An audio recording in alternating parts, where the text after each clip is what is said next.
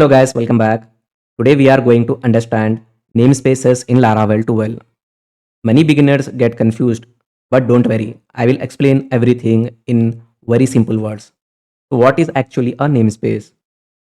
A namespace is just the address or location of a class in Laravel. When we create files like controllers, models, or middleware, Laravel keeps them in different folders. Here you can see in app HTTP controllers, my controllers will be there, and in models, model files will be there. Now, Laravel needs a way to know exactly where the class is stored. That's where the namespace comes in.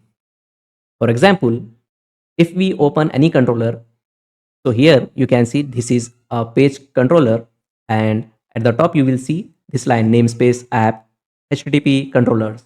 This means this class is inside the app folder, inside HTTP, inside controllers. So why do we need it? Laravel has hundreds of files and namespaces keep them structured.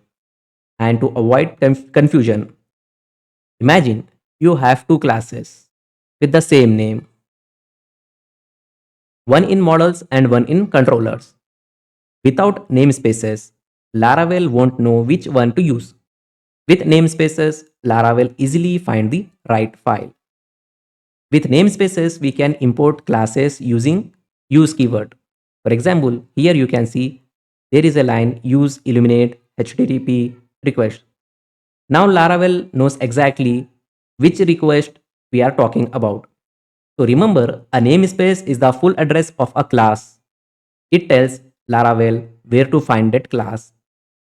It helps keep our code organized and avoid conflicts.